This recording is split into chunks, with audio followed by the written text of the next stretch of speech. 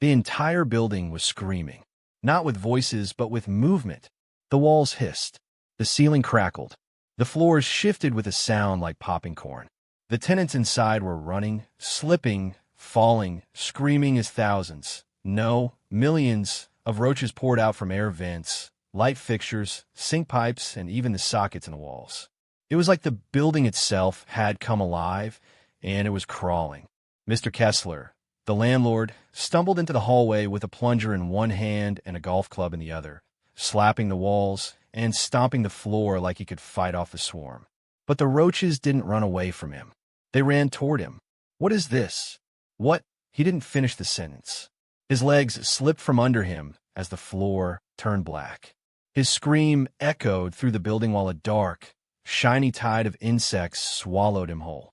From the shadows of the basement steps, a teenage boy watched silently. His arms were crossed, his expression calm. A small, victorious smirk tugged at his mouth. That boy was Elijah, and Elijah had done this. It all started 4 months ago. Elijah and his mom, Carmen, had lived in apartment 3B of the Crestwood Arms for almost 3 years. It wasn't fancy. It wasn't even nice. The hallway lights flickered all the time, the elevator worked only when it wanted to, and sometimes if you flushed the toilet too hard, brown water would bubble up in the bathtub. But it was home. Carmen worked nights at the hospital cleaning floors. Elijah, who just turned 14, had gotten used to making his own dinners, helping his mom with laundry, and even walking her to the bus stop on her night shifts when the street got too quiet. They didn't have much, but they had each other, and they minded their business. Mr. Kessler, the landlord, was an old, wrinkly man with no eyebrows, a pot-belly, and a mouth that always looked like it had just bitten into a lemon. Everyone called him Kess. He didn't like kids. He didn't like noise. And he really didn't like black folks. Even though he never said it out loud, Elijah could feel it. The way Kess looked at them, like they didn't belong. The way he only checked smoke alarms in certain apartments, but never theirs. The way he made jokes to his friends in the lobby when Elijah walked by, saying things like, "Hope that kid ain't casing the place." Carmen told Elijah to ignore it. "People like that, baby," she said, kissing his forehead. "They get bitter when they see folks like us trying to be better." But then one day, things changed. It was a Wednesday, just a regular day. Elijah had come home from school, tossed his backpack onto the couch, and was microwaving leftover spaghetti when someone knocked hard at the door. It wasn't a regular knock. It was angry, like someone wanted to punch the door down. Carmen opened it. Kess was standing there with a folded piece of paper in his hand. "You got 30 days, he said. "No hello, no eye contact, just the paper shoved into her hands. "What is this?" Carmen asked. "Eviction notice," he said. "You're being removed for, excessive noise complaints and, unsanitary behavior." Carmen blinked. "What? That's not true." Kess shrugged. "It's on the paper. You can read, right?" Elijah stepped up behind his mom, fists clenched. "We ain't done nothing wrong," he said. Kess's eyes narrowed. "Exactly." Then he turned and walked away. They were being kicked out. No warning. No chance to talk it out. Just gone. Carmen tried to fight it. She called tenant rights offices, begged for a hearing, showed her spotless payment history. But nothing worked. Kess knew people. He pulled strings, lied, and on the 31st day, they were out on the sidewalk with 3 suitcases and nowhere to go. Elijah didn't cry. He didn't scream, but something in him snapped. And that's when he started making a plan. The weeks that followed were rough. They moved from friend's couch to friend's couch. Carmen never stopped working, but saving for a new place felt impossible. Elijah missed school sometimes. When he did go, he barely spoke. He was always writing in a notebook. People thought he was just drawing. He wasn't. He was planning. See, Elijah was smart. Like genius-level smart. His favorite subject was biology, especially insects. He'd been raising cockroaches since he was 9. Madagascar hissing cockroaches, German roaches, wood roaches. He knew them all. Knew how they bred, what they ate, what temperatures made them thrive. He still had a few of his pets in jars that he'd hidden away in the closet before the eviction. And when he went back to Crestwood Arms one late night while the building slept, he brought them with him. The first time, he just dropped 5. The next week, 20. By the end of the month, Over 200 roaches had been placed in vents, crawl spaces, basements, everywhere. And that was just the beginning. Elijah found a way to breed and feed them right under Kessler's nose. He created tiny roach farms in abandoned storage lockers. He even broke into the boiler room and warmed the eggs with heat from exposed pipes. But he didn't stop there. He started engineering them.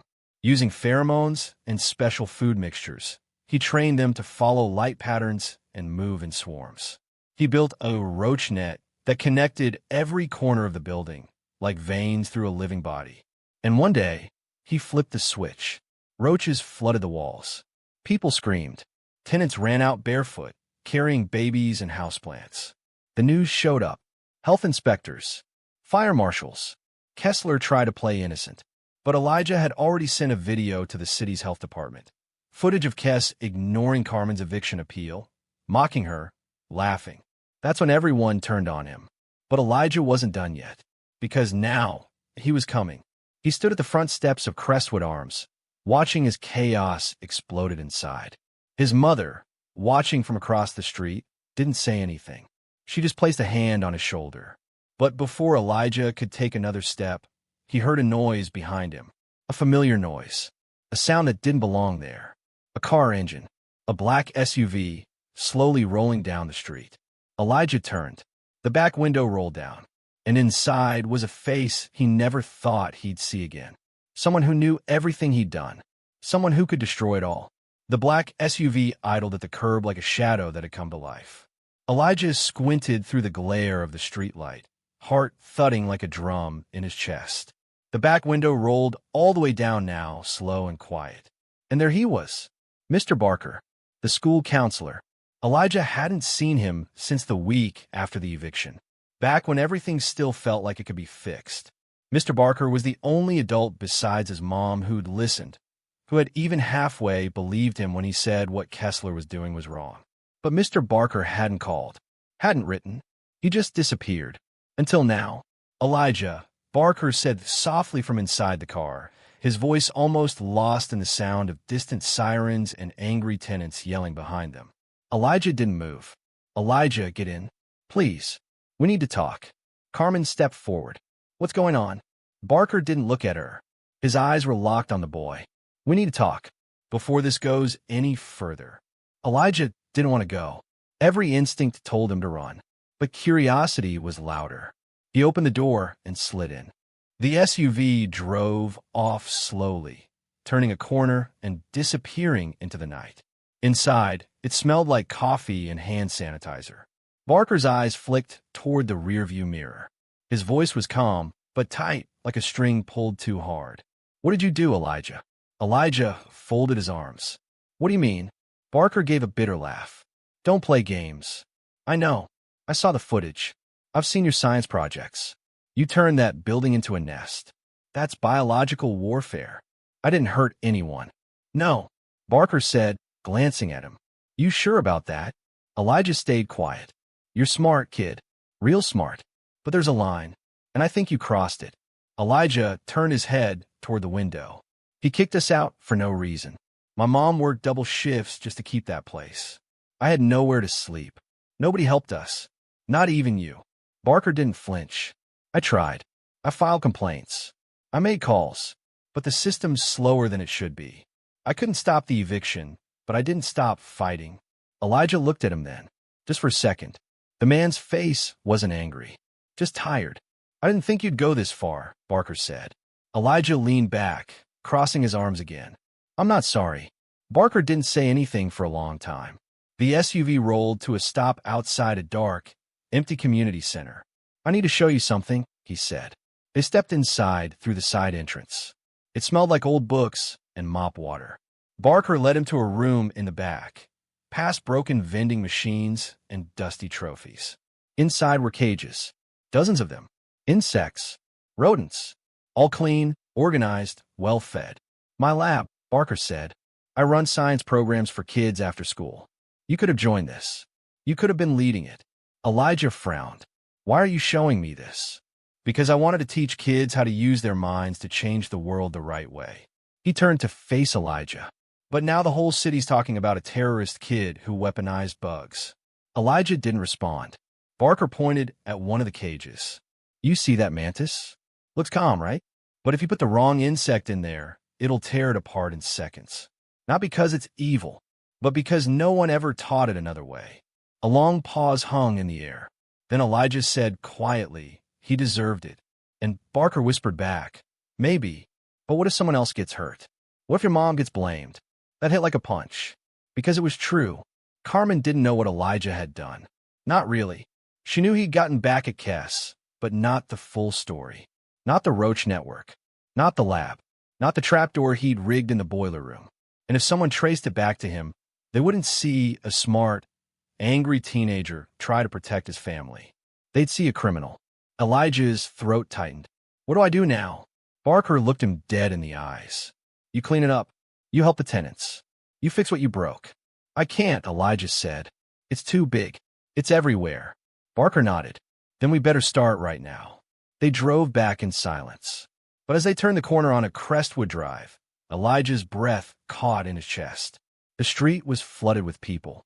Police cars, news vans, fire trucks, tenants standing in robes and pajamas, crying, arguing, some throwing up on the sidewalk. Lights flashed red and blue across the windows of the building. And at the front of the crowd, surrounded by 3 officers, was Carmen. Elijah slammed the car door and ran. He pushed through the crowd, heart hammering, until he reached her. One of the cops turned. You the kid? Elijah didn't answer. Carmen's face was pale. Her voice shook. They think I did it, baby. They said the building's been sabotaged, and the super told them I broke back in and dumped poison. Elijah's mouth went dry. What? She's being detained for questioning, the officer said.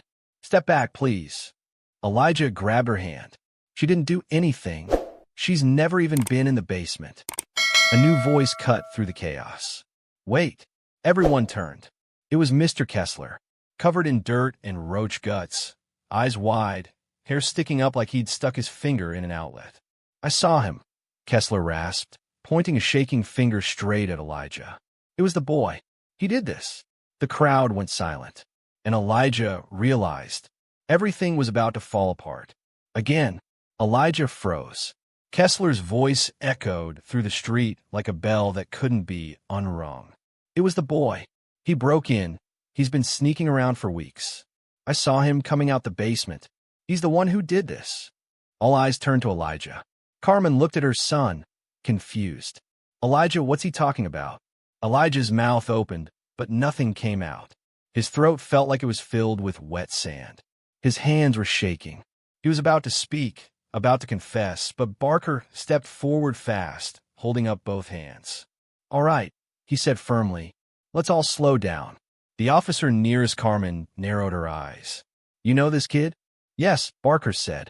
He's my student. I've been supervising his after-school science work. He's not dangerous. Kessler took a stumbling step forward, spitting foam. He's a freak. A pest boy.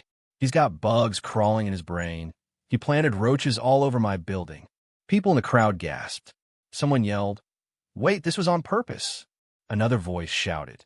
That's why the walls were moving. Elijah, Carmen said again, but this time softer, almost afraid. He started, the word catching in his throat like a fishhook. I didn't mean for it to go this far. I wanted him to pay. He kicked us out for nothing. He lied. You did this. Carmen's voice cracked. Elijah looked at her, with tears blurring his eyes. You were working yourself sick just to keep our place. He treated us like garbage, like we weren't even people. I couldn't let him win. You could have gotten people hurt, she shouted now, pulling away from the officer and grabbing her son's arms. You could have gotten yourself hurt. What if they throw you in jail for this? What if they take you away from me? Barker stepped in quickly. No one's pressing charges. Yet. But if we don't act fast, they will. Press charges. Kessler screamed. I want him locked up. I want him gone. That kid nearly killed me. A small voice in the crowd called out. You evicted them for no reason. You made this happen. Heads turned. It was Mrs. Lucero from 2A. She stepped forward with her arms crossed. I remember Carmen cleaning up after your dog when you left a mess in the hallway. I remember her helping that old man from 5C when he fell down the stairs, while you sat in your office watching TV. More tenants came forward, one by one, telling stories about Carmen, about Kessler, about mold in the walls, broken heaters, no fire alarms, no repairs. The crowd slowly shifted. Now, it was Kessler who looked nervous. The officer looked back and forth between the landlord and the boy. We'll be investigating both parties, but I'd suggest everyone step away and let us do our job. She turned to Elijah. You need to come with us. We're not arresting you, just asking questions. Carmen held his hand. I'm coming with you. But just as they were about to get into the police car, a scream came from inside the building. Then another. Then 3 more. A man ran out of the lobby, flailing, covered in roaches. They're coming back. They're in the walls. Elijah turned his head toward the building. He felt it before he saw it. A low hum, a rumble under his feet. The vents in the lobby glowing slightly from the inside. He knew that sound. Hatching. Oh no, he whispered. It's the second wave. Barker stepped forward. What do you mean, second wave? Elijah's voice trembled. I rigged a timed dispersal system in the heating ducts. I didn't know it would go off again tonight. I thought it was just a single release. The building shuddered. And then, from every crack, every opening, the real swarm began. They poured out in waves. Not just roaches now, but flies, beetles, even centipedes. They crawled over door frames, flooded down the front steps like a living carpet. People screamed and scattered. One of the officers tripped, her radio flying into the street. Carmen pulled Elijah back as the bugs flooded toward them. I thought you shut it down. Barker yelled. I tried. Elijah shouted. I only had time to cut the main line. I forgot the backup. I didn't think. Carmen was dragging him away, but Elijah ripped free. No, he said. I have to stop it. You can't, she cried. I have to, he said, or this won't stop. It'll spread. He turned and sprinted into the building. Elijah, his mother screamed. But he was already gone. He burst through the lobby doors and was instantly hit by heat and movement. The air was alive with wings. Bugs crunched under his sneakers as he ran down the hall, shielding his face with his hoodie. He reached the stairwell and shoved the door open. Basement. That's where the backup timer was. Deep in the boiler room, in a panel behind the water heaters. He leapt down 2 steps at a time, slapping at his legs and neck where things crawled. The basement door groaned open. It was worse than he remembered. Steam, pipes, and bugs everywhere. They crawled in thick, heaving piles. The walls looked alive. He ran to the far wall, ripped open the small metal box, and found. The timer was gone. Not off. Gone. Something had ripped it out, and left behind something else. Taped to the wall, in the timer's place, was a folded piece of paper. Shaking, Elijah pulled it free and opened it. 1 sentence. Nice try. But now it's my turn. There was a drawing underneath. A beetle. Stylized. But strange. Not one of his. Not one he bred. And Elijah realized. He wasn't the only one building something in the dark. There was someone else. Someone who had hijacked his network. Someone who'd turned his revenge into something even worse. Before he could run, before he could even think, the door behind him slammed shut. And then he heard footsteps. Slow. Heavy. Coming from the shadows. Someone else was in the basement. And they had plans of their own. Elijah's breath hitched. The basement was hot. Too hot. Sweat dripped into his eyes, and the air felt thick like soup. The bugs weren't running anymore. They were still, as if they were waiting. The footsteps echoed closer. Tap, tap, tap. Heavy boots, deliberate steps. Elijah backed toward the boiler, heart hammering in his chest, fists clenched. He could barely see beyond the shifting shadows, but then, through the flickering light of the heat lamp, he saw him. A man stepped into view. Tall, wearing a gray jumpsuit stained with oil and dust. His face was partly covered by a gas mask, the kind exterminators wore. But Elijah could see his eyes through the clear lenses, cold, sharp, and unblinking.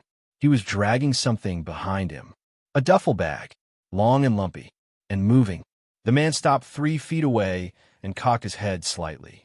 Smart boy, he said. His voice was filtered and crackling through the mask. Smarter than most. You built quite the little kingdom down here. Who are you? Elijah asked, voice trembling. The man dropped the bag with a wet thud. I'm the one who cleaned up after people like you. Pest boy. Roach King. Thought you were the only one playing with nature, didn't you? Elijah's eyes darted to the wall where the timer used to be. You took it. Of course I did, the man said, stepping over a trail of centipedes like he didn't even notice. Your little tantrum gave me the perfect launch pad. Elijah frowned. Launch pad for what? The man kneeled beside the bag and unzipped it halfway. Inside were containers, rows of glass and steel, each filled with something squirming. Something wrong. These aren't mine, Elijah whispered. No, the man replied. These are better. He pulled out one jar and held it up. Inside, a beetle the size of a fist crawled in circles. Its carapace was metallic red, and its legs twitched in sharp, unnatural bursts. I bred this beauty for 6 years, the man said. Genetically enhanced. Bites through wire. Eats mold. Spreads fast. You dropped a match. I brought gasoline. Elijah's stomach dropped. Why? The man stood. Because this building's a test run. You think Kessler's the only scumbag landlord in this city? They all need a lesson. One infestation at a time. Elijah stepped back. I wasn't trying to hurt anyone. But you did, boy, the man said, taking a step forward. And that means we're partners now. You created the network. I'm upgrading it. I'm shutting it down.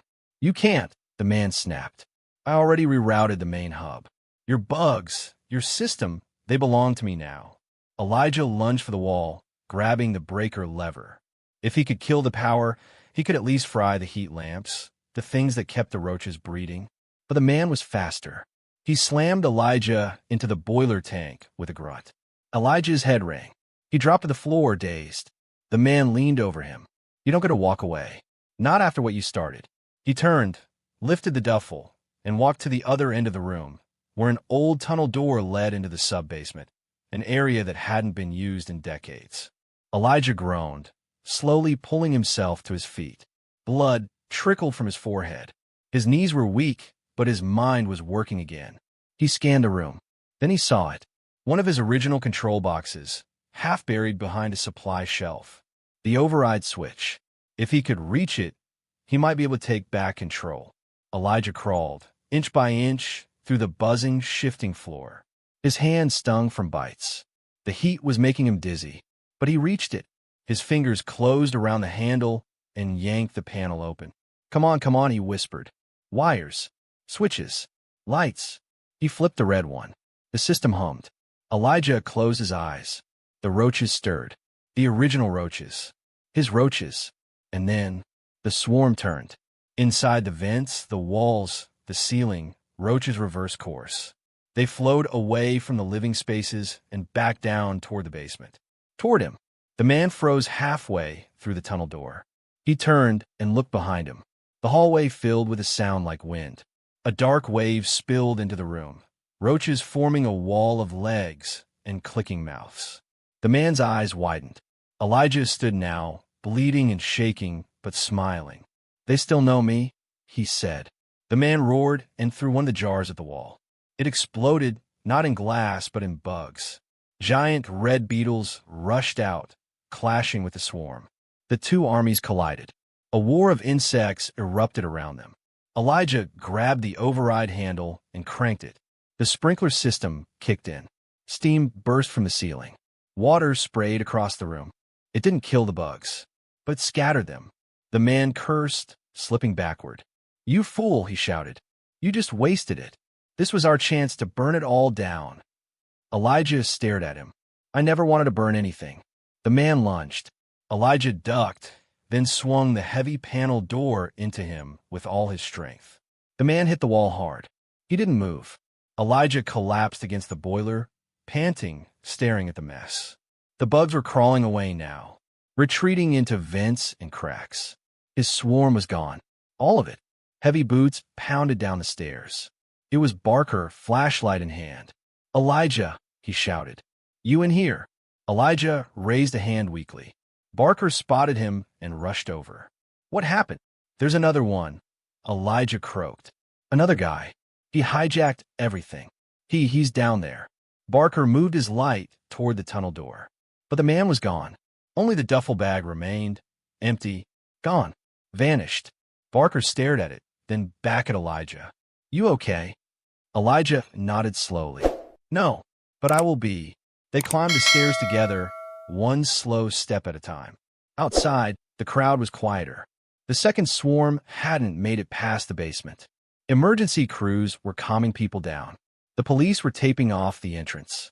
Carmen ran forward and pulled Elijah into her arms. "I thought I lost you," she sobbed. "I'm sorry," he whispered, "for all of it." But above them, on a nearby rooftop, a dark figure stood watching, gas mask glinting in the moonlight. And in his hand was another jar, still sealed, still crawling. He placed it on the edge of the rooftop, then vanished into the night. 2 days passed. The building was sealed off. Health inspectors swarmed it like flies. Biohazard signs covered every door. Most of the tenants had moved into temporary housing offered by the city. Crestwood Arms looked like a crime scene, and in some ways it was. Elijah sat quietly in a small meeting room at the community center, the same one where Barker had shown him the cages. But the tables were cleared now, and the room felt colder. Across from him sat Carmen, holding his hand tightly. On the other side of the table were 2 police officers and a woman in a gray suit. CPS, Child Protective Services. Elijah had told the truth. All of it. How he built the swarm. How he wired the ducts. How it started as revenge and got out of control. He told them about the man in the basement, the genetically modified bugs, the hijack systems. But there was no proof. No cameras in the boiler room. No witnesses. The jar was gone. The tunnels were too deep to search properly. And the man, whoever he was, had vanished, which left only Elijah, the boy with the bug empire. "Let me be clear," said the CPS woman, adjusting her glasses. "This is a very serious case. We're talking about biological endangerment, property destruction, and mass contamination. You're lucky no one was killed." Elijah nodded, unable to meet her eyes. "But," she continued, "given your age and the unusual circumstances, the department has decided not to pursue charges." Carmen gasped and squeezed his hand. "But we are recommending mandatory counseling, weekly check-ins, and community service hours. A lot of them." "That's fair," Elijah said quietly. The woman looked at him a little longer. Her expression softened, just a little. "You're a brilliant kid, but brilliance doesn't mean anything without wisdom. Remember that." He nodded again. After the meeting, they walked home. Home was a one-room studio above a bodega in a different part of the city. No elevator, no kitchen, just 2 beds, a window, and a hot plate. But Carmen was smiling again. That meant more than anything. As they climbed the stairs, Elijah whispered, "I'm sorry, Mom." She didn't say anything at first, just opened the door, set her purse down, and looked at him. "I know you thought you were protecting me," she said softly, "but you're still just a kid, and it's my job to protect you, not the other way around." "I didn't know how else to fight him," Elijah said. "He had everything. Power, money, lawyers." Carmen stepped forward and wrapped him in a hug. "We fight with our heads high, even when it's hard, especially when it's hard." Elijah nodded against her shoulder. That night, he dreamed of beetles. Not roaches. Beetles. Shiny and red and twitching with legs like scissors. Marching across a map of the city. Marking buildings. Spreading. He woke up in sweat. The next morning, he met Barker outside the old community garden. It was overgrown and mostly forgotten, a small patch of soil behind the church where volunteers had once tried to grow vegetables. "I talked to a few folks," Barker said, holding a shovel. "City said if we clean it up, we can use it again." Elijah tilted his head. "Use it for what?" "For your community service," Barker said. "And maybe to start something good this time. Something that grows. Instead of crawls." They worked in silence for a few hours. Pulling weeds. Moving rocks. Turning over dirt. By noon, Elijah's hands were sore and his back ached. But for once, he didn't mind. A group of kids passed by on their way home from school. One of them stopped. "Hey, you're the Roach kid." Elijah looked up, unsure what to say. But the kid grinned. "That was awesome. You made that whole building go crazy." The others laughed and kept walking. Barker chuckled beside him. "Your legend lives on." Elijah shook his head. "That's not who I want to be." Then changed the story. He did. Over the next few weeks, Elijah helped turn the garden into a real place. They planted tomatoes, bell peppers, sunflowers. He built a compost bin. He even started using the old roach tanks to grow worms for the soil. Kids came to help. Neighbors brought seeds. It was slow work, but it was real. And for a little while, things felt normal again. Until the letter came. It was slipped under the door. No return address. No stamps. Just a folded piece of paper inside a plain envelope. Elijah opened it, his stomach turning. Inside was a photo. Grainy. Black and white. It showed the roof of Crestwood Arms. And in the photo was him, the man in the gas mask, standing at the edge. Behind him, jars lined up in a perfect row. But this time, each one was labeled. Building names. Addresses. Not just in their neighborhood, but across the entire city.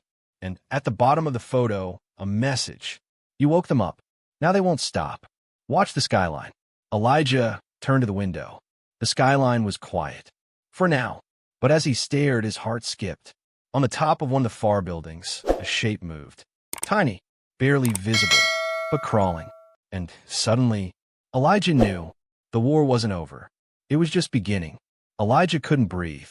He stood frozen at the window of the small studio apartment, eyes locked on the distant rooftop.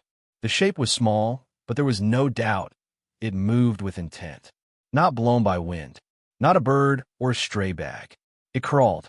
Everything okay, baby? Carmen called from behind him, folding laundry. Elijah blinked and stepped away from the window. Yeah, he lied. Just zoned out. But his mind was racing. He waited until his mom went to the corner store before slipping the envelope into his backpack. Then, without another word, he headed back to the community center. Barker was inside, stacking trays of donated seedlings in the hallway. I need your help, Elijah said, holding out the photo. Barker took one look, and his smile vanished. Where did you get this? It was under our door. Barker studied the image, jaw clenched tight. This is bad. No kidding. Barker turned to the nearest bulletin board, ripped down an old flyer, and pinned the photo beside a city map. Then he pulled out his phone and opened a notes app, already filled with dates, times, and places. You've seen this before? Elijah asked. Not exactly this, Barker said. But 2 other buildings reported infestations in the last 5 days. Same pattern. Massive swarm, then sudden silence. Inspectors said they've never seen anything like it. Their test runs, Elijah muttered. Barker nodded. And someone's tracking how far it spreads before people report it. They're learning. Elijah took a step closer to the map. These addresses, he pointed to a few circled locations. This one's a halfway house. That one's a low-income senior center. Barker's voice was quiet. He's not picking random targets. He's picking places where people can't fight back. Elijah's stomach dropped. So what do we do? Barker looked at him. You're the only one who understands the system. The breeding. The dispersal rate. If we're going to stop this, we need you. Elijah nodded slowly. Then we need to build a new system. He spent the next 4 days inside the old garden shed at the back of the community center. Barker brought tools. Carmen brought snacks and checked in with a worried look every hour. Elijah barely ate. He rewired an old Wi-Fi router and turned it into a motion tracker. Converted roach tanks into specimen labs. Programmed his old phone to control light pulses across custom sensors. What he was building was simple in theory. A counter-swarm. If he could reprogram enough of his original bugs, still hiding in the city, breeding in silence, he could use them as a firewall, a defense network. But he needed a live sample from a new strain, the one the masked man had made. The next morning, Barker brought news. There's a call out on the tenant board, he said. Someone in an old tenement near Oak Street says they've got bugs crawling in from the vents. No one else believes them. Elijah grabbed his pack. Let's go. They arrived at the building after dark. It looked nearly abandoned. One window flickered. The rest were boarded. The air smelled like mildew and burnt toast. The woman who let them in was in her 60s, wearing house slippers and a t-shirt that said words okayest demon. They're in the walls, she whispered. I can hear them, but no one will come. We believe you, Barker said gently. Elijah opened a vent cover in the hallway. His flashlight beam hit something shiny. He leaned closer. A beetle skittered away from the light. He reached in with a jar and, click, the trap snapped closed. He pulled it out. Inside, the beetle twitched angrily. Red shell, heavy limbs. Not a roach. It was one of his. Or rather, one of theirs now. Got it, he said. But as they turned to leave, a sharp snap echoed from upstairs. Like a mousetrap. Then a thud. Then, skittering. Lots of it. A man burst into the hallway from the stairwell, screaming. His clothes were torn, his arms covered in what looked like bite marks. They're coming down. Run. From behind him, they appeared. Dozens. No, hundreds. Beetles the size of salt shakers, pouring down the stairs like a flood of metal and legs. The woman screamed and slammed her door. Barker grabbed Elijah's arm. Go! They ran through the hall, beetles hot on their heels. One leapt and latched onto Barker's pant leg. He kicked hard, sending it flying into a wall with a sickening crunch. The window! Elijah shouted. They dove out the back door into the alley, slamming it behind them. The sound inside grew muffled, like rain on metal. Barker panted, leaning against the dumpster. They're spreading faster than we thought. Elijah held up the jar. But now he got a piece. That night, back in the lab, he studied the beetle. It wasn't just different. It was engineered. Fused leg joints. Acidic saliva glands. Layers of hardened chitin. It was born for survival. Born for war. And inside it, something even stranger. Tiny bits of tech. Like someone had surgically implanted microchips into their nervous systems. Something was controlling them. Remotely, Barker leaned over his shoulder. That's not DIY science. That's military level. But why bugs? Elijah muttered. Because no one sees them coming, Barker whispered. By morning, Elijah had a prototype ready. A modified bug light system with encoded pulses that could trigger neural shutdowns in the hybrid beetles. If he could set them up near at-risk buildings, he could stop an infestation before it started. But it had to be done fast. They set up the first one near the halfway house, then the shelter, then the senior center. Carmen came too, passing out sandwiches and water while Barker did the talking. By the fifth building, they had a system. Hope was rising again, until the blackout. It hit on a Tuesday. 3 neighborhoods went dark. Emergency crews scrambled to respond. And Elijah's bug lights? Dead. He knew what that meant. The system had been found and targeted. That night, the sky turned black not with storm clouds, but wings. Swarms the size of blankets blotted out street lamps. People screamed in the streets. Entire blocks vanished under crawling shadows. The new strain had launched, and on the roof of a nearby tower, a drone hovered, watching, recording, feeding everything back to someone. Someone who, once again, had made the next move. Elijah turned to Barker. They're not just testing anymore. No, Barker said, watching the sky darken. They're starting the real thing. Elijah had never seen the sky look like that. It wasn't just dark. It was moving, pulsing, swirling like a hive mind of wings and shell. Streetlights dimmed beneath the swarms. Cars stopped. Alarms blared in the distance. Even the wind seemed to carry a buzz that made Elijah's bones vibrate. People ran. They screamed and ducked for cover beneath stoops and balconies. But the bugs didn't dive yet. They hovered, watching, and then, as if given a silent order, they vanished, scattered into buildings, windows, alleyways. A silent invasion. They're not just flying around, Elijah whispered. They're scanning, mapping, looking for weaknesses. They're acting like a military unit, Barker muttered, eyes wide. Elijah knew that kind of behavior wasn't random. It was programmed, and someone was behind it. He and Barker rushed back to the lab. Elijah pulled the captured hybrid beetle from its container and hooked it up to a modified microscope rig. The creature twitched, legs scratching at the glass, eyes glinting red in the lens. Then there it was. Inside its carapace, barely visible, was a glowing red microchip, pulsing in rhythm. Is that a transmitter? Barker asked. Elijah nodded. And it's sending data constantly. Temperature, location, movement. Who's receiving it? I don't know yet. Elijah quickly attached a signal sniffer, a small, gray device that scanned for wireless frequencies. Numbers flashed across the screen. Dozens of them. It was like a spiderweb of signals, all overlapping, shifting every second. It's a mesh network, Elijah said. Every beetle is talking to the others, which means if we track one, we can find the source. Elijah's fingers flew across the keyboard, rerouting power to his makeshift receiver. Got it. We're piggybacking on a low-frequency transmission, somewhere in the city. He pulled up the signal trace. A red dot appeared on the map. Then 2. Then 6. 6 different locations, blinking slowly. And in the middle, a pulsing blue one. That's it, Elijah breathed. That's the hub. Barker leaned in. Where is it? Elijah's voice turned hard. Midtown, old city grid building. Top floor. You think he's in there? Elijah stared at the screen. It's not just him. It's the entire control center. They both knew what had to happen next. They moved fast. Elijah grabbed his modified override device, his Beetle Scrambler, a rig made of 2 broken phones, 3 heat sinks, and a custom-built EMP coil. Barker brought his van. They drove in silence toward Midtown, the streets eerily empty. The news was calling it a freak insect migration, but Elijah knew better. This wasn't nature. This was war. They pulled up 2 blocks from the city grid building. It was massive, 40 stories of concrete and glass.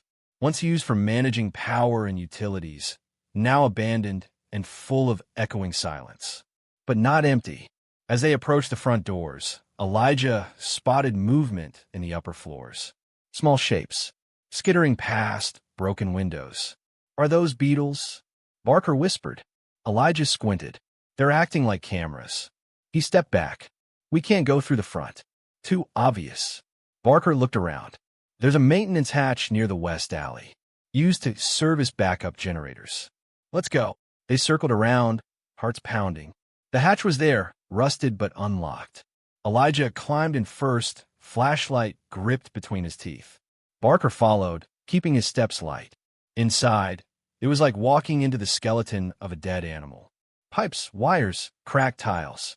The air smelled like copper and dust. But also, ammonia. The same smell from the basement swarm, Elijah said. They've been breeding here too. They made their way up through service stairs. At floor 30, the buzzing started. Soft at first, then louder. Much louder. By floor 38, it sounded like a jet engine. Floor 39 was vibrating. Elijah turned to Barker. Get the device ready. Barker pulled the Beetle Scrambler from the bag, flipped the switch. The lights blinked blue. 50-foot radius, he said. We get close, and it should fry anything with a transmitter. They stepped onto the 40th floor. The hallway was alive. Walls covered in crawling beetles, layer after layer, like black wallpaper. They didn't attack, didn't even move much. They just watched. Elijah took a deep breath. They're guarding something. He stepped through slowly, careful not to touch the walls. The bug shifted with his movement but didn't leave. At the end of the hallway stood a metal door. Unlike the rest of the building, this one looked new. Fresh steel. Reinforced bolts. Elijah placed the scrambler on the floor. Barker flipped the dial. The lights turned red. Pulse. The hallway trembled. The bugs hissed and fell to the ground, twitching. Hundreds of them. Go! Elijah yelled. He ran to the door and yanked it open. Inside was a room filled with glowing monitors, humming servers, and a giant screen showing a digital map of the entire city. Red dots covered it, each one labeled with an address. The swarm zones. Elijah stepped in and stopped. The man in the gas mask was there. But this time, he wasn't alone. 5 other figures stood by the servers, wearing lab coats. One typed at a terminal. Another was monitoring the Beetle video feeds. This wasn't a rogue operation. It was an organization. The man turned, removing his gas mask. He wasn't old at all. Mid-30s, clean-cut, dark eyes like glass. I was wondering when you'd find me, he said. Elijah stepped forward. What is this? This, the man said, gesturing around the room, is a new world. A cleaner world. A world where pests remove pests. You're infecting people's homes. Elijah yelled. You're attacking the poor, the helpless. No, the man said calmly. I'm liberating the neglected. Once the city sees how broken its systems are, how easily they collapse, we can rebuild. Start over. Smarter. Barker growled. You're playing God. The man smiled. No, I'm just holding up a mirror. Elijah stared at the screen. His own building was blinking again. Crestwood Arms. A red warning. Why is my building marked again? Elijah asked. The man chuckled. You think we just leave it be? Your old apartment is where our new strain is incubating. A perfect birthplace. Familiar. Poetic. Elijah's stomach turned. You can't stop it, the man said. Not anymore. Even if you shut down this room, we've got 3 more hubs. This one's just a shell. Barker stepped forward, holding the EMP coil. Then we'll burn this shell to the ground. The man laughed. You trigger that coil here, you'll kill every circuit in the building, including the elevators, including your own scrambler system. And when that fails, the swarm gets loose. Elijah froze. It was a trap. Either they shut it down and risk unleashing the swarm, or they let it run and let the city fall. A screen nearby flickered. A red line of code. Release initiated. Phase 3. Elijah's voice broke. They're launching it. Right now. And the man just smiled. I told you, this is evolution. Behind them, the beetles began to stir again, crawling up the walls. One by one. Waking up. Elijah's pulse hammered in his ears. On a massive screen behind the man, hundreds of blinking red dots. Buildings, shelters, hospitals, apartment blocks, flared brighter as Phase 3 initialized. He and Barker stood frozen at the threshold of the control room, surrounded by the low hiss of reactivating insects. The EMP pulse had bought them seconds, only seconds, and now they were slipping away. You're insane, Barker growled. This is terrorism. The man tilted his head. Terrorism? Or pest control? You're targeting real people, Elijah snapped. This isn't cleansing, this is warfare. The man nodded slowly. Exactly. Then he raised a small remote and pressed a button. From the corners of the room, wall panels shifted. From metal crates clicked open. And from each, something huge unfolded. Not bugs. Machines. Mechanical insects. 4-legged creatures that looked like a fusion of beetle and dog. Their eyes glowed red. Sharp antennae flicked outward, and their titanium shells clacked as they activated. They're not just watching anymore, the man said. They're hunting. Barker cursed and shoved Elijah behind him. The machines lunged. Elijah and Barker dove behind the central terminal as claws shredded cables and sparks burst from the walls. One bot crashed through a table, spraying glass and tools. Another reared up, scanning with a high-pitched whine. They're programmed to target interference. Elijah yelled over the noise. We have to kill the signal, or they'll track us anywhere. We shut down this floor. Barker shouted. We use your scrambler. Max power. I told you, the man said, ducking behind his operatives. You trigger a full pulse in here, you fry everything, including the fail-safes, keeping Phase 3 from going global. Elijah's brain raced. That was it. That was the leverage. You're bluffing, he said, loud and clear. You need this place. If we blow it, you lose control.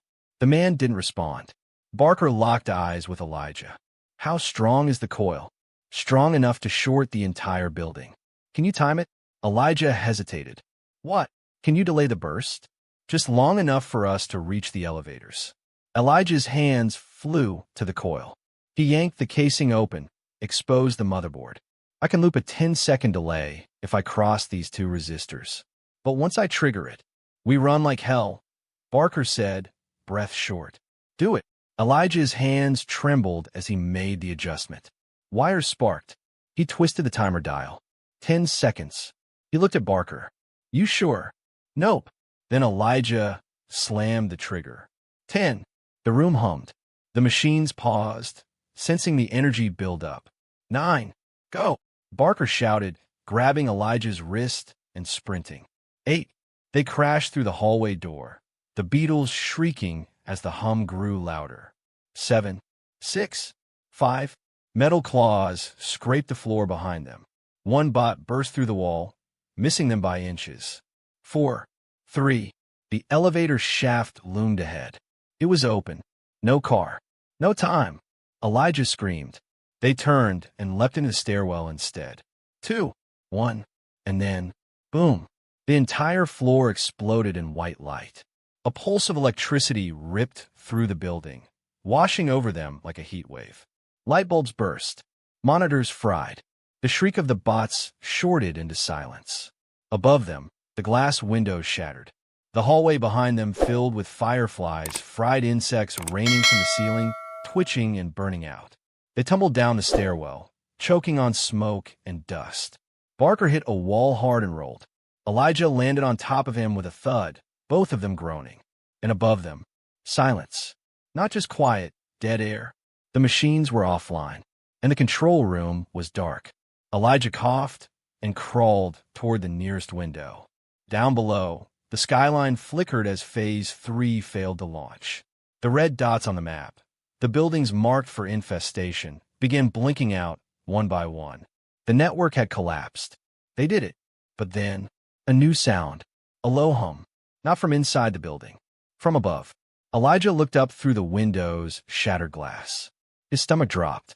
A drone, but not the small one from before. This one was the size of a small car. Black, sleek, no visible propellers. It hovered in place, completely silent, until a door on its side slid open. And from that door, something dropped. Elijah and Barker ducked as it hit the building with a loud metallic thud. They rushed back up 2 flights to see what it was. A case, heavy duty, steel, reinforced, and on the side, a symbol, not one Elijah had seen before. Not just the beetle anymore. This was corporate. A logo burned into steel, Biocast. Barker's face went pale. Oh no. What? Elijah asked, breathless. Biocast is a government contractor, Barker said. Bioweapons, surveillance tech, urban pacification. I thought they went under years ago. Elijah stared at the case. Then this wasn't just some mad scientist with bugs. No, Barker said. This was funded. Elijah stepped closer. The case hissed. It was opening. Inside was another creature. Larger. Not a beetle. Not a roach. A wasp. But not a normal one. Its wings shimmered in ultraviolet patterns. Its eyes glowed blue. A small chip pulsed behind its head. The thing looked directly at Elijah and tilted its head. It was thinking, analyzing, learning. It spread its wings and flew straight out the broken window. Elijah ran to the ledge, tracking it. It soared over the rooftops and vanished into the city. Gone. They stood there in silence, watching the sky. Carmen's building was safe. The swarm had been stopped, but something else had been released. Something smarter, faster, and no longer tied to a controller. Elijah's voice was hoarse. It was never just about bugs. Barker nodded grimly. It's evolution. 2.0. Then the screen inside the control room flickered once more.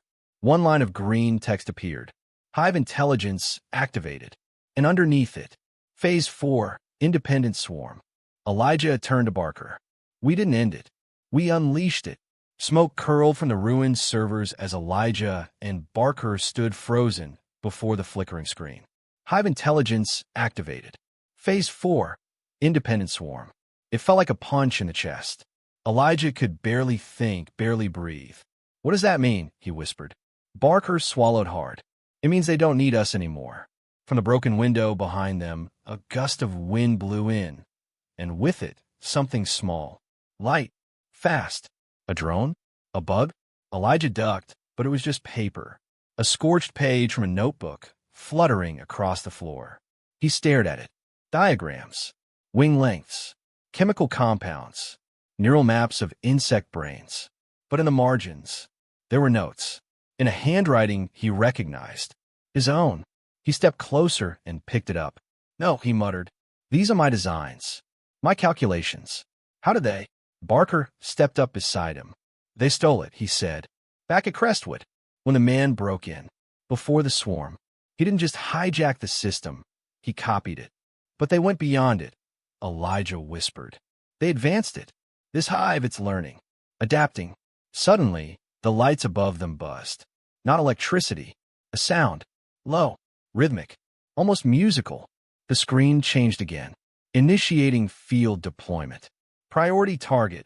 L01J. Elijah's blood ran cold. That's me, he said. That's my name in their files. You're not just a problem to them anymore, Barker said.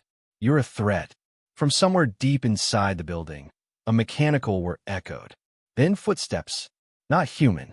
Barker turned. Time to go. Now. They ran. Back through the stairwell. Down 6 flights. Breathing hard, hearts pounding, skipping steps by the dozen. At floor 33, they heard it again. SKRRT.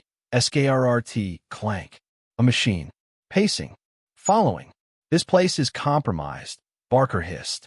We can't trust anything wired anymore. Not elevators. Not lights. Not even phones.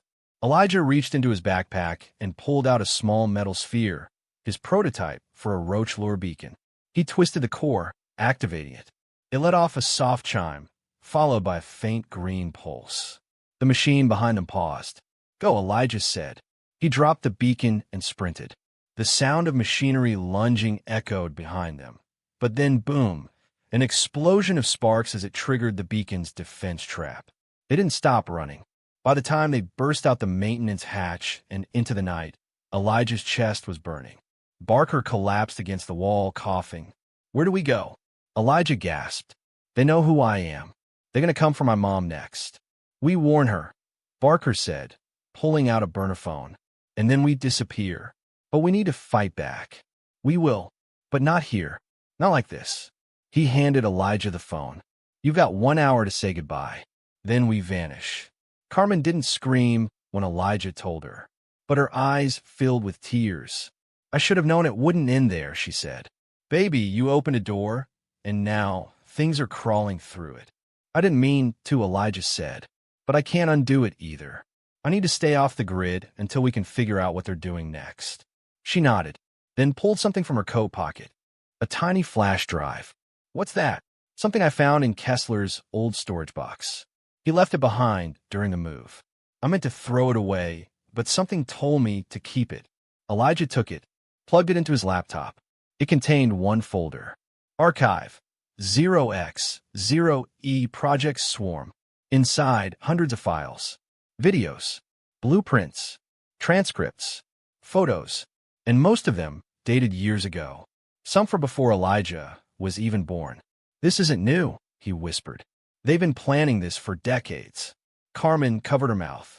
Elijah, she whispered, pointing at one of the documents. It was a photo of a test subject. Kid, black, curly hair, about 10 years old, strapped to a chair, surrounded by wires. And in the corner, a name, test subject, EL01J. It was him. Elijah stared. I don't remember this, he said. You were adopted, Carmen whispered. We didn't know. They told me you were just in the foster system, that you were normal. Elijah's heart was slamming now. He clicked into the file's metadata. A location tag. Facility. Hive site Delta / New Eden Research Station. Where is that? Barker asked. Elijah's voice was calm. Cold. Upstate. Hidden. Looks abandoned now. But that's where they started all of this. Then, that's where we go. Elijah stared at the photo again. The kid looked like him, but smaller. Scared. Alone. Not anymore. I'm going to finish this, Elijah said, standing. Whatever they did to me, whatever they made me, I'm going to turn it back on them. A sound came from the laptop. A new email. Untraceable. No sender. Just one line. Welcome home, Elijah. The screen blinked, then blacked out. Behind them, every streetlight on the block flickered in unison. Then, one by one, they shut off. The city fell into darkness like a curtain dropping on a stage. Street by street, block by block, lights winked out, plunging everything into an eerie silence. Not just power outage silence. A waiting silence. Elijah stared at the dark screen of his laptop, the words still echoing in his mind. Welcome home, Elijah. It wasn't just a message. It was a summons. They know where I am, he said quietly. Barker was already moving. We leave now. Grab what you need, bare minimum. No electronics. No phones. No devices unless you built them yourself. Elijah's hands moved fast, packing his scrambler kit, EMP field plates, and a pocket notebook where he sketched ideas for counterswarms. Carmen stood frozen in the center of the room. They knew your name before I did, she whispered. else did they take from you, baby? Elijah looked at her, his voice steady. I'm going to find out, and I'm going to stop them. For real this time. Where are you going? To where it all started. They drove through the night in Barker's battered van, using only back roads and avoiding cell towers. Barker had hardwired a jammer under the dash to block trackers. Elijah didn't ask how he knew how to do that. At dawn, they reached a long-abandoned forest road with a rusted sign. Property of New Eden Research Institute. And no trespassing. The trees around it were quiet, too quiet. Not a bird, not a rustle. The kind of silence that hides things. They got out and followed an old access path into the woods. After 2 miles, the forest opened into a wide clearing surrounded by blackened tree stumps. In the center stood a concrete bunker, half covered in moss and vines. No windows. One steel door. It looked dead, but Elijah knew better. It's still alive, he said, stepping forward. He pulled out a metal cylinder from his bag and twisted the top.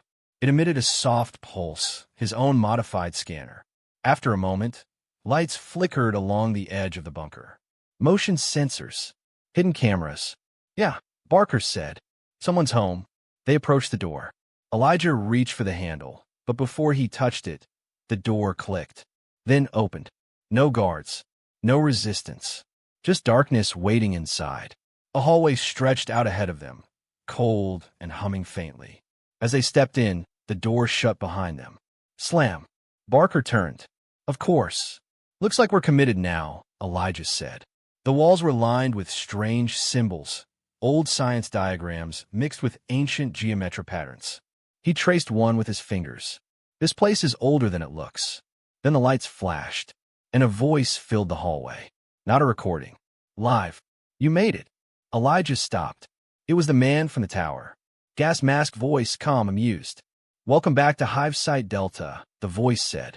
We've been waiting for you. They followed the corridor, past locked doors with names burned off, shattered labs full of broken monitors, and darkened observation rooms with mirrors that watched instead of reflected. Then they reached a chamber. Round. Empty. Except for a single pedestal in the center. On it was a device. A neural crown. Elijah recognized it immediately. He'd seen drawings of it in his dreams. Worn it. In memories he didn't even know he had. It had metal arms that curled like insect legs, and wires that snaked outward like antennae. Above the pedestal, a screen flickered on. The man appeared. No mask this time. Just his face. Pale. Sharp. Eyes like steel. You were the first, he said. You were our proof of concept. A child whose mind could connect with the hive. Your anger, your focus, it made the perfect bridge. Elijah's hands shook. You used me. We freed you, the man said calmly. Your mind is tuned to frequencies no human brain should detect. You speak to them, control them. Without you, this network was unstable. But with you, he gestured. Another screen turned on. A live feed of New York City. Clouds of insects gathering over rooftops. Beetles marching down subway rails. Wasp scouts perched on traffic lights, blinking in rhythm. With you, we become unstoppable. Barker stepped forward. He's not your weapon. He's a kid. Not anymore, the man replied. Then the lights dimmed. The pedestal powered up. Put on the crown, Elijah. Connect to the swarm. Rejoin the intelligence you were born from. Or the man smiled. We release Phase 5. Final phase. Total city override. More screens blinked on. One showed Carmen's new apartment. Another showed the community garden. Others showed familiar faces, Lucero from 2A. The boys from the schoolyard. Mrs. Freeney and her baby. All targets. You're bluffing, Elijah said. The man looked at him. You of all people know I'm not. Elijah turned to Barker. His eyes said what his voice couldn't. He had to do it. Just hold on to yourself, kid, Barker said. You're not one of them. Elijah stepped toward the pedestal. His fingers reached for the crown. The air buzzed. The lights hummed louder. And as his fingertips touched the cold metal, everything changed. A pulse blasted through his skull. Not pain, connection. He felt them. Every bug, every wing, every crawling thing in every vent, every crack, every sewer pipe across the city. He was the swarm. He was inside it, and it was alive. But something was wrong. Inside the connection, deep in the data streams and neural webs, he felt her. A presence. Carmen. Not her body, but her voice. A memory. Echoing. You fight with your head high, baby. Even when it's hard. Especially when it's hard. And that was when Elijah understood. The hive didn't just want control. It wanted to erase him. Absorb him. Turn him into a voice in the swarm. But he wasn't just a voice. He was the one who built the swarm. And he could still rewrite it.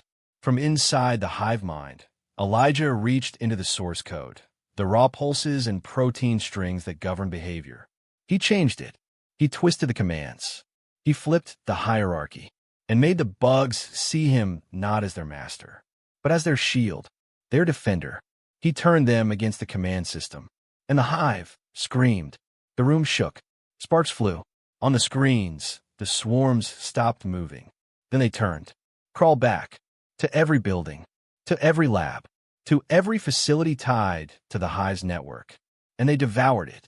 One server, one drone, one machine at a time. The man on the screen howled. What have you done? Elijah opened his eyes. His voice was calm. I gave them a better reason to exist. And then he tore the crown off. The pedestal shattered. The screens went dark. And Hive Site Delta began to collapse. Run! Barker shouted, grabbing Elijah's arm. They sprinted back down the hall, alarms blaring, lights exploding, sirens screaming. Outside, the sky was filling with light as the sun finally rose. And from every crack in the bunker, from every shadow of the trees, came a tide of wings. Not angry, not chaotic, but calm, orderly, watching, guarding. And as the last of the hive's data centers burned, Elijah stood with the rising sun on his face, knowing the war was ending. But something else was beginning. Elijah stood in the clearing, breathless, as the first rays of morning sunlight pierced through the smoke curling from the collapsed Hive Site Delta bunker behind him. The swarm was everywhere, but it didn't attack. The insects circled in wide, graceful loops overhead, beetles gliding low across the grass, wasps hovering still in midair, wings buzzing like soft drums. It was like the air was listening, and Elijah could feel it, like a pressure behind his eyes. Not painful, not threatening, just present. They're waiting for you, Barker said, stepping beside him. For what? For a decision. Elijah didn't answer right away. His body was exhausted, his head still spinning from the mental overload of connecting to the hive. But deep down, past the tiredness and shock and fear, he understood. The crown hadn't just let him control the swarm. It let him rewrite it. He hadn't destroyed the hive intelligence. He'd rebuilt it. Now it was decentralized, adaptive, beyond the control of any government, lab, or shadowy corporation. And it listened to him. You changed the language, Barker said, eyeing the sky. Whatever you did in there, they're following new code. I didn't just rewrite the commands, Elijah said slowly. I rewrote the instincts. The part of the hive that tells them who to obey, who to follow. Barker nodded, quiet. So now I'm not a king, Elijah cut in. But you're something more than human now, Barker said. Elijah looked at his hands, flexing his fingers. I don't feel different. Power doesn't always feel like power, Barker said. Sometimes it just feels like weight. They turned toward the trees. The swarm began to peel away, disappearing into branches, burrows, tree trunks, scattering like smoke in the wind. They're going underground, Elijah said, laying low. And you? I go with them, Elijah said. I don't think I have a choice anymore. Barker nodded. I figured you'd say that. They walked back to the van in silence, the trees around them eerily still, like they were being held in place by unseen watchers. When they reached the van, Carmen was waiting. She stepped forward, eyes searching Elijah's face. He hugged her without a word, and she held him tight. I felt it, she whispered into his ear. Whatever happened back there, I felt you. In my chest. Like you were everywhere for a second. I was, he whispered back. And you kept me anchored. Carmen pulled back. So what now? Elijah looked at the rising sun. Now we plan. The next 3 days passed in motion. They moved from town to town, staying in motels, sleeping in shifts. Elijah worked quietly in the corners, sketching, coding, thinking, On the fourth night, he activated a secure relay and connected to what remained of the hive's old database. It was still out there. Not just one bunker. There were others. Black sites, sleeper cells, forgotten research centers, scattered across the country. Hidden beneath dams, in desert labs, under schools, near nuclear plants. Each tied to the same project. Swarm. He saw something else too. A new name. Phase 6. Human integration. It wasn't just about bugs anymore. They were testing neural links. Remote control soldiers. Flesh and tech fused together. People like him. Only less stable. Elijah knew what that meant. They're still trying, he told Barker. Still experimenting. Then it's not over. No, Elijah said.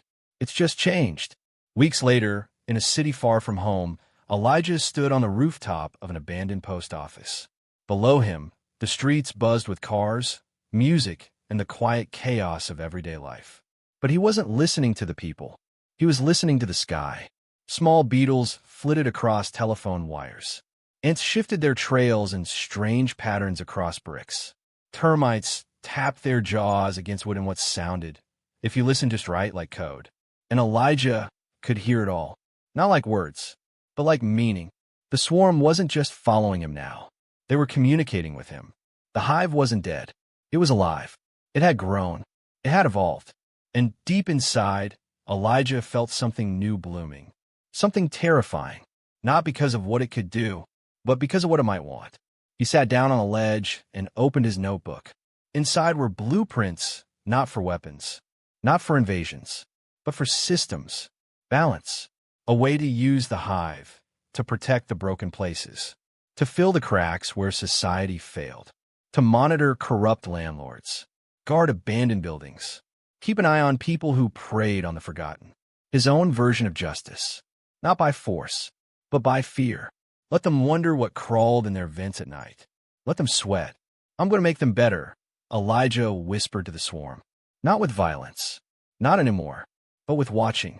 With knowing. And the swarm answered. A single wasp landed on his shoulder. It didn't sting. It just sat there, waiting. Elijah smiled. Let's begin. But far away, in a desert bunker beneath a dried-out lake, a new project was being activated. On a screen in a room full of flickering lights, a new name flashed. Phase 7, the black signal. And beneath it, a photo. Elijah's face, smiling, labeled, primary target. The hive had a new enemy. And this time, it was him. The rain fell soft over the rooftops of a quiet city. Not the kind of rain that washes things away. The kind that soaks in. That lingers. Elijah sat on the edge of an old fire escape, legs dangling over the side, notebook open on his lap. The pages were full, sketches of antenna configurations, field maps, strain hierarchies, and plans. He had plans now, not for revenge, not for war, but for balance. Since the collapse of Hivesite Delta, he and Barker had followed the threads, exposing each hidden facility one by one, dismantling what remained of the swarm program. Sometimes they got there too late. Sometimes all they found was dust and ash. But every time, Elijah learned more. About them, about himself, about what they tried to make him, and what he chose to become instead. The hive was still with him, but no longer whispered orders or impulses. It asked. It listened. The instincts he'd rewritten at the bunker. Self-preservation, protection of the vulnerable, no harm to humans unless threatened, held firm. He was no longer just a controller. He was a custodian, a protector of balance. But now something had shifted. The swarm had detected a signal. Not from a lab, not from a machine, from a person, another one like him. It started with faint echoes, a resonance that made certain wasps spiral strangely in flight. Then ants digging patterns in Morse code. A swarm near Baltimore had gone silent. Not dead, just redirected. Hijacked. The hive called it the black signal. It wasn't a swarm. It was a mind. A rogue offshoot. Someone, or something, that had been altered. Changed in the early days of Hivesite. A failed prototype they thought had been destroyed. Codename, Echo. Where Elijah had chosen balance, Echo had chosen domination. Hivesite's final fallback. A mirror. Elijah knew this would be the last move. They tracked Echo's signal to a canyon out in the Mojave, a rift in the earth, hidden beneath layers of static and heat. It wasn't a lab. It was a hive. Black towers of carbon fiber rose like antennae from the sand, each pulsing with soundless frequency. The swarm was different here. Bigger, meaner, not biological, not robotic, somewhere in between. Barker stood beside Elijah, eyes scanning the towers. "You don't have to go in alone," he said. "I do," Elijah replied. "This is my end. It started with me. It has to end with me." Carmen's voice echoed in his head again. "You don't fight to destroy, baby. You fight to protect." He stepped into the canyon. The towers responded. Swarm clouds curled in the sky. Creatures too complex to name moved in patterns above. A door opened in the side of the tallest tower. No hinges, just folding metal like origami. Inside stood a figure. Same height, same build, same eyes, but colder. Pale gray skin. Wires where veins should be. "Echo, you finally came," Echo said, voice like a broken modem. "You've hijacked the hive," Elijah said. "Bent it into something it was never meant to be." "I made it perfect," Echo replied. "You made it weak. We protected people." "No," Echo said. "You delayed evolution. You chained it." Elijah stepped forward. "Then let's end this. One mind, one hive, one final choice." They both extended their hands. Their fingertips met, and in an instant they were inside. Not in flesh, in code, inside the hive mind. It was vast, infinite, a storm of thought and instinct and memory. Every ant, every beetle, every microbe was a node, a neuron, the network of life itself. Elijah faced Echo as raw consciousness, and he reached into the code. At the core, the hive waited, not loyal to either, only waiting for the right voice. Echo struck first, flooding it with control commands, domination protocols, a vision of Earth consumed by perfect, obedient ecosystems. Elijah didn't fight with force. He fought with memory. He showed the hive Carmen cleaning hospital floors to afford rent. He showed Barker planting vegetables in poisoned soil. He showed Lucero from 2A helping a neighbor down the stairs. He showed people, messy, broken, stubborn, and still worth protecting. And the hive chose. The light turned green. Echo screamed, a sound of data collapsing. Elijah severed the signal. Echo's consciousness unraveled. The black signal was gone, and the hive was his.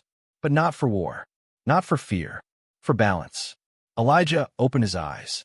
He stood alone in the canyon. The towers had crumbled to ash.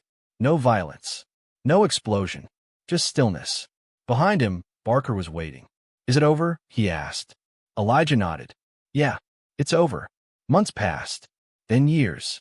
The swarm faded from public memory, reduced to online conspiracy theories and urban myths.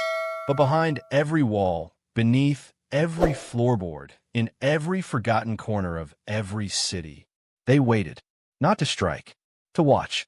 The hive became a silent force for balance. Insects stopped infestations before they started.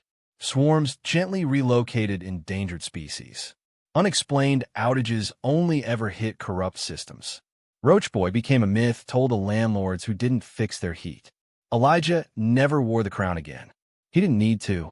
He was part of something bigger now, something wiser. And in a rooftop garden above the city, Elijah sat with Barker, watching the sun set over the skyline they'd saved.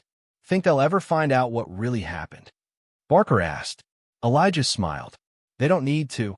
And behind his eyes, 1,000 wings fluttered. But they made no sound. The world didn't need to know it was being protected, only that it was.